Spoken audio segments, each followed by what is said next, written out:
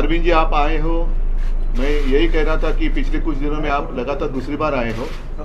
हम तो रिश्ता मानने वाले और रिश्ते संभालने वाले लोग हैं। ठीक है, राजनीति अपनी और अपनी जगह पर है, स्वाभाविक है। आने वाला वर्ष निवडणूक का, इलेक्शन का या चुनाव का वर्ष है। इस बार अगर ट्रेन छूट गई तो हमारे देश से प्रजातंत्र गायब हो जाएगा, और प्रजातंत्र को कायम बचाने के लिए मैं सिर्फ विपक्ष, ये शब्द जो है वो थोड़ा सा गोलमाल शब्द है। विपक्ष मतलब किसका विपक्ष, किसका विरोधी?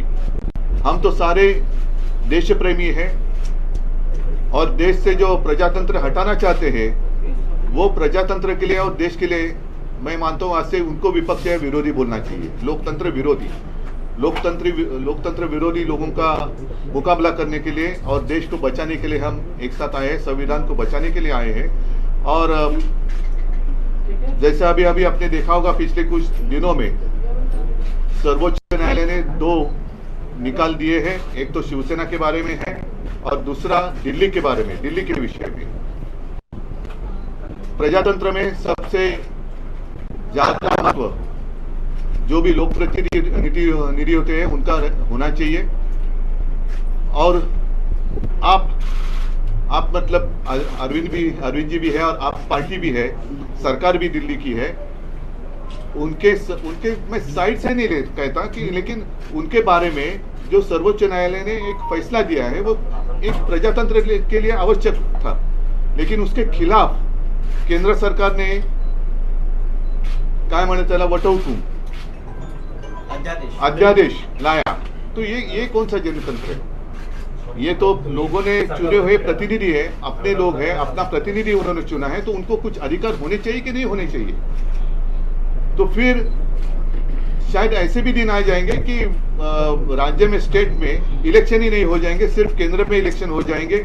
वो भी इलेक्शन 2024 तक होने की संभावना है। उसके बाद जनता जो फैसला करेगी वो जनता, इसलिए हम उनको नींद से जगाने के लिए एक साथ आए हैं। बाकी की जो बातें हैं मैं अरविंद जी आपको कहूंगा कि आप विस्तार से कहे, नहीं तो मैं ये सारी बातें कह दूंगा तो आपको कहने के लिए कुछ बचेगा। सबसे पहले मैं आप सब लोगों को शुक्रिया अदा करता हूं आज यहाँ आने के लिए। मैं उद्धव जी का, उनके पूरे परिवार का और उनकी पार्टी का अपनी तरफ से, अपनी पार्टी की तरफ से और हमारी पूरी टीम की तरफ से, हम जो लोग आए हैं सबकी तरफ से तहे दिल से शुक्रिया अदा करता हूँ। इतना उन्होंने अब हमें अपने परिवार का हिस्सा बना लिया है। तो जैसा उन्होंने कहा, मैं भी उन्हें कहना चाहता हूँ कि हम भी रिश्ता निभाने वालों में हैं। आपके साथ रिश्ता बनाया है तो पूरी ज़िंदगी आपके साथ रिश्ता निभाएंगे, दोस्ती का रिश्ता। Thank you so much for receiving us so warmly. जैसा आप सब लोग जानते हैं कि दिल्ली के लोगों ने बहुत लंबी लड़ाई लड़ी अपने अधिकारों के लिए। जैसे ही दिल्ली में हमारी सरकार बनी 2015 में, हमारी सरकार बनते ही मोदी सरकार ने हमारी सारी शक्तियां छीन ली एक छोटा सा नोटिफिकेशन पारित करके। फरवरी 2015 में सरकार बनी और मई के अंदर 3 महीने में नोटिफिकेशन जारी करके हमारी सारी शक्तियां छीन ली। 8 साल दिल्ली के लोगों ने लड़ाई लड़ी सुप्रीम कोर्ट के अंदर। 8 साल लड़ाई लड़ने के बाद सुप्रीम कोर्ट ने हमारे पक्ष में फैसला दिया। जिस दिन फैसला आया 8 साल की लड़ाई के बाद, उसके 8 दिन के अंदर केंद्र सरकार ने अध्यादेश जारी करके वो सारी शक्तियां वापस छीन ली। तो जनतंत्र के अंदर जनता की चलनी चाहिए कि गवर्नर की चलनी चाहिए, जनता की चलनी चाहिए कि केंद्र की चलनी चाहिए? जनतंत्र में तो चुनी हुई सरकार के पास पावर होनी चाहिए ताकि जनता के, जो जनता मांगे वो काम कर सके, जनता के प्रति जवाब दे, तो चुनी हुई सरकार होती है। लेकिन उन्होंने सारी शक्तियां छीन ली। इसका मतलब ये साफ साफ ये लोग ये बोल रहे हैं कि हम सुप्रीम कोर्ट को नहीं मानते। पिछले जिस तरह का इनका रवैया इन लोगों का, हमने पिछले कुछ महीनों में ये भी देखा कैसे इन लोगों ने, इनके मंत्रियों ने, इनके नेताओं ने सुप्रीम कोर्ट के दूसरे जजों को किस तरह से ये लोग गाली देते हैं, गंदी गंदी गालियां देते हैं। जिस तरह से इनके लोग जजों के खिलाफ और जुडिशरी के खिलाफ सोशल मीडिया पे कैंपेन चलाते हैं। इनके लोग जजेस को, रिटायर्ड जजेस को एंटी नेशनल बोलते हैं। तो इनका जुडिशरी पे इनका कोई वो नहीं है। अब इन्होंने एक मैसेज दे दिया कि सुप्रीम कोर्ट जो मर्जी फैसला दे, हम नहीं मानते, हम ऑर्डिनेंस ला के सुप्रीम कोर्ट के फैसले पलट देंगे। ऐसे हमारा कैसे चलेगा? ऐसे तो हमारा देश नहीं चल सकता। और ये जनतंत्र सुप्रीम कोर्ट को भी नहीं मानते और ये जनतंत्र को भी नहीं मानते। शिवसेना तो सबसे ज़्यादा भुक्तभोगी है। किस तरह से भारी बहुमत से चुनी हुई, जनता द्वारा चुनी हुई सरकार को इन्होंने गलत तरीके से सीबीआई से, ईडी से, पैसे से इनके एमएलए को तोड़ के इनकी सरकार गिरा दी। तो अब इनके 3 तरीके हैं बीजेपी के। 3 तरीकों से अगर कोई बीजेपी की सरकार नहीं बनाएगा, किसी राज्य में नहीं बनेगी, तो या तो वो एमएलए खरीद के उसकी सरकार गिरा देंगे, या एमएलए सीबीआई और ईडी का डर दिखा के एमएलए तोड़ के उनकी सरकार गिरा देंगे, और या फिर ऑर्डिनेंस ला के उनकी सारी शक्तियां छीन लेंगे। दिल्ली में यही हुआ। इन्होंने ऑपरेशन लोटस किया, 2-3 बार ऑपरेशन लोटस किया, हमारे एमएलए खरीदने की, तोड़ने की कोशिश की, हमारा एक भी एमएलए नहीं बिका। जब इन्होंने देखा कि इनकी सरकार टूट नहीं रही, इनकी सरकार गिर नहीं रही, तो अब ये ऑर्डिनेंस ला के इन लोगों ने हमारी सारी शक्तियां छीन ली। तो इन लोगों को बहुत ज़्यादा अहंकार हो गया है, और जब किसी आदमी को बहुत अहंकार हो जाता है तो बहुत स्वार्थी हो जाता है वो आदमी। ऐसा व्यक्ति देश नहीं चला सकता जो इतने अहंकार और इतने स्वार्थ के अंदर जीता है। वो फिर देश के बारे में नहीं सोचता, वो केवल ये ऑर्डिनेंस क्या है, ये ऑर्डिनेंस ये है कि सुप्रीम कोर्ट की हिम्मत कैसे हो गई हमारे खिलाफ आदेश देने की, हम देखते हैं। तो ये अहंकार का नतीजा है। अहंकार के अंदर जब आदमी आ जाता है तो फिर कुछ नहीं बचता है। तो मैं बहुत बहुत शुक्रिया अदा करता हूँ शिवसेना का, उद्धव जी का, कि उन्होंने दिल्ली के लोगों का आज साथ दिया। ये लड़ाई दिल्ली की नहीं है, ये लड़ाई पूरे देश के अंदर संविधान की है, जनतंत्र की है, फेडरलिज्म की है। जिस तरह से सारी देश के अंदर सरकारों को परेशान किया जा रहा है, सीबीआई और ईडी का डर दिखा के सरकारें तोड़ी जा रही हैं गवर्नर्स के जरिए। आपको जान के ताज्जुब होगा, पंजाब के अंदर इस बार बजट सेशन नहीं बुलाने दिया गवर्नर ने। गवर्नर ने कहा बजट सेशन नहीं होगा। आप सोच सकते हैं, बजट सेशन की अनुमति नहीं दी गवर्नर ने। इनको सुप्रीम कोर्ट जाना पड़ा, सुप्रीम कोर्ट से आदेश लेके आए कि बजट सेशन होगा, तब बजट सेशन हुआ। तो ये तो जनतंत्र ही नहीं बचेगा।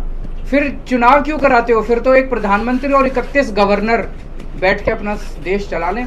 फिर कोई मुख्यमंत्री की जरूरत नहीं, कोई कैबिनेट की जरूरत नहीं, कोई काउंसिल ऑफ मिनिस्टर्स की जरूरत नहीं। इसको हम सबको मिलकर लड़ना होगा। ये केवल दिल्ली की लड़ाई नहीं है। और शिवसेना ने हमें प्रॉमिस किया है कि जब ये संसद में बिल आएगा तो संसद में इसके खिलाफ दिल्ली वालों का समर्थन करेंगे। दिल्ली के लोगों की तरफ से मैं बहुत बहुत शुक्रिया अदा करता हूं उद्धव जी का, शिवसेना का। और ये एक तरह से सेमीफाइनल होगा 2024 का।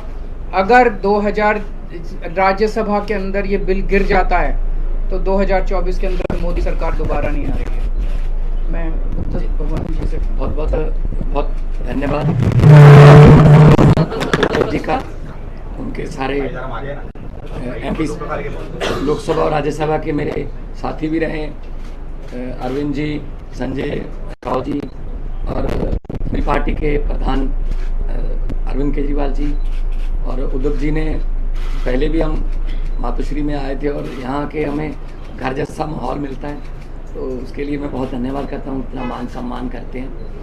जैसा कि उद्धव जी ने और अरविंद जी ने बोला, लोकतंत्र खतरे में है और भारी खतरे में है। कैसे इलेक्टेड की जगह सिलेक्टेड लोग जो हैं वो जनता को चलाते हैं, वो सरकारें चलाते हैं, जबकि लोकतंत्र का मतलब है इलेक्टेड। ये गवर्नर है सिलेक्टेड। तो एलजी कौन बनाता है? एलजी की कभी एलजी ने कोई जनता से कोई गवर्नर ने किसी जनता से कोई मैंडेट लिया? नहीं लिया। अपनी मर्जी का गवर्नर लगा दिया, तंग करो चुनी हुई सरकार को। अगर सरकार इनकी नहीं बनी, हमें भी बजट सेशन के लिए सुप्रीम कोर्ट आना पड़ा। हमारे तो गवर्नर साहब इस बात से भी मुकर गए थे बजट सेशन में कि मैं माई गवर्नमेंट नहीं कहूँगा। तो हमने कहा जी माई गवर्नमेंट क्यों नहीं कहोगे आप? आपकी गवर्नमेंट, आपके सम्मान किया आपने, तो भाषण जो लिखा है वो तो पढ़ना पड़ेगा आपको, वो तो संविधान में है। इसके लिए भी हमें सुप्रीम कोर्ट से ऑर्डर लेना पड़ा कि आपको माई गवर्नमेंट कहना पड़ेगा, वरना दिस गवर्नमेंट कहने वाले थे। दिस गवर्नमेंट मतलब जो राजभवन है पूरे देश में वो बीजेपी के हेड ऑफिस बन गए हैं। जो गवर्नर है वो स्टार कैंपेनर बन गए हैं बीजेपी के। ये लोकतंत्र नहीं है। गुलदस्ते में एक ही तरह के फूल नहीं हो सकते। भारत एक गुलदस्ता है, हर फूल का अपना अपना रंग है, हर फूल की अपनी खुशबू है। तो एक माला की तरह भारत है, हर माला का मन का जो है वो अलग अलग रंग का है। लेकिन ये चाहते हैं हमारा ही हो सब कुछ, हमारा ही हो सब कुछ, हम ही राज करें। जैसा कि अरविंद जी ने बताया, अगर जीत के नहीं आते, इलेक्शन से नहीं आते, तो बाई इलेक्शन से आ जाते हैं, अगर बाई इलेक्शन से ना आए तो खरीद लेते हैं। तो देश के लिए लोकतंत्र जो है, जैसा कि अदूब जी ने कहा कि विपक्ष नहीं है हम तो देश को प्यार करने वाले लोग हैं। असल में असली जो विरोधी हैं देश के, वो हैं जो देश को चला रहे हैं, जो लोकतंत्र की हत्या कर रहे हैं, जो हर रोज धज्जियां उड़ा रहे हैं लोकतंत्र की। तो दिल्ली की, उसके बाद आपको सुन के ताजुब होगा, 2015 में शक्तियां छीन ली, तब 67 सीट आई थी 70 में से। शक्तियां ना होने के बावजूद भी अरविंद जी ने काम किए अपने दृढ़ इरादों से, क्योंकि उड़ान जो है वो हौसलों से होती है, वो पंखों से नहीं होती। तो शक्तियां छीनने के बाद भी काम किए। 2020 में दोबारा शक्ति दी लोगों ने, 63 सीट्स। अब इनको यही दिक्कत है कि हम लोग अब एमसीडी भी हार गए। अब इनको ये लगता है कि हम धीरे धीरे देश में हारना शुरू कर चुके हैं। तो अभी देश को बचाना है, अगर सभी को इकट्ठे होना पड़ेगा। हाँ, कुछ विचारक मतभेद होंगे कई पार्टियों के देश में, लेकिन देश बचाने के लिए हमें इकट्ठा होना पड़ेगा। अगर देश ही ना बचा तो फिर पार्टियां क्या करेंगी? पार्टियों का प्रधान बन के, मुख्यमंत्री बन के क्या करोगे जब देश ही ना रहा? 24 में अगर ये आ गए, ये संविधान बदल देंगे। और ये जिस तरीके से चल रहे हैं प्रधानमंत्री जी, बिल्कुल आने वाले दिनों में नरेंद्र पुतिन बनने वाले हैं ये। हाँ, ये इलेक्शन ही कराएंगे, ये कहेंगे 35 साल की मैं ही हूँ, बस 40 साल के लिए मैं ही हूँ। तो ये उन राहों पर चल रहे हैं। तो ये बहुत खतरनाक है। देश का लोकतंत्र जो है, देश के शहीदों ने अपना खून का कतरा कतरा, हमारे पुरखों ने कतरा कतरा खून का बहा के ये देश हमको लेके दिया था। ये किसी के बाप की जागीर नहीं है कि ये देश के मालिक बन के बैठ गए।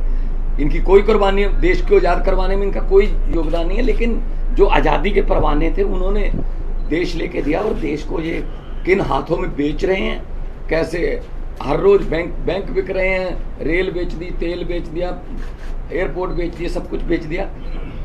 कैसे जो जुडिशरी को तंग किया जा रहा है। तो हम उद्धव जी के पास इसलिए आए हैं कि क्योंकि ये भी पीड़ित हैं उस जो कुल्हाड़ी लेके बैठे हैं ये दिल्ली में, वो सब पे चलती है।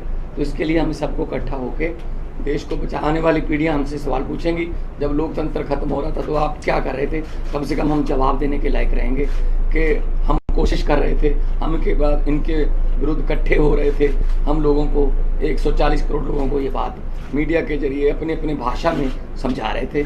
तो लोकतंत्र को बचाने के लिए आज हम आए हैं। और मुझे खुशी है कि उद्धव जी ने बहुत ही साथ दिया, और पहले भी बहुत से मुद्दों पर हम लोकसभा में इकट्ठे लड़ते रहे हैं, शिवसेना के जितने भी MP साहबान होते थे।